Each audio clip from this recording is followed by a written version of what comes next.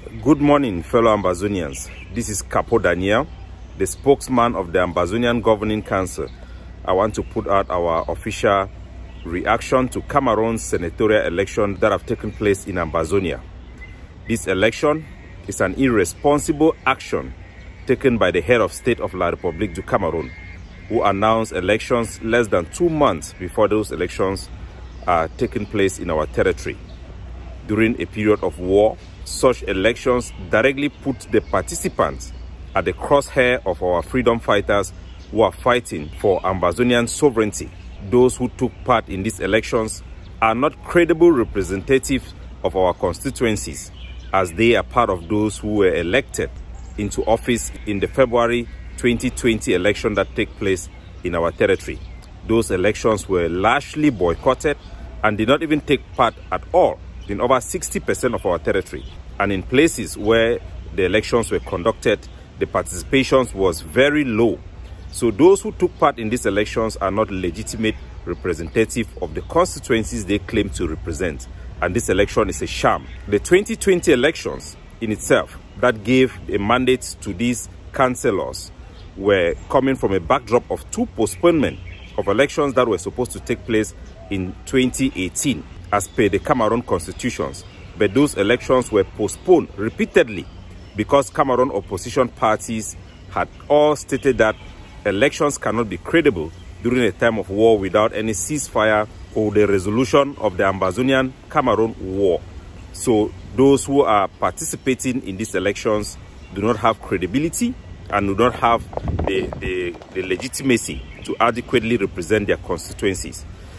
To add to these, the candidates that have been fired in for senatorial positions across our territory, 90% of them are not resident in our territory. These are Ambazonians who are in self-exile for the past 5 years in Douala and Yaoundé for the most part, and cannot legitimately represent our territory as senators or lawmakers. We reject the results of these elections. We call these elections a provocative act that are going to put our people in the crosshair of our fighters who are fighting for the sovereignty of Ambazonia. This is very irresponsible, and our forces are now going to be forced to go after those who have violated our territorial integrity as expected. This is regrettable, but this is just what we have been going through for the past 60 years. The state of Cameroon that dismisses our existence, our identity, and our contestation of its basis to conduct business in our territory. We consider Cameroon an occupying force that have no basis for its union with Ambazonia. The plebiscite that was conducted by the United Nations had never been respected by the state of Cameroon. Its commitment into the international community for an equal partnership in the federation was never respected, and Cameroon have basically recolonized our territory, the former British Southern Cameroon, and we are going to continue to increase our fight for resistance and our fight for the liberation of our territory for an outright independence of the former British Southern Cameroon's Ambazonia. I am making an appeal to all those who took part in this election to please leave our territory now, because the manhunts by our freedom fighters and our civilians are going to be offended by this act of territorial aggressions are going to be directed towards those who participated in this election naturally. They are going to face the anger of the Ambazonian people, and it is better for them to leave our territory now before it's too late to them.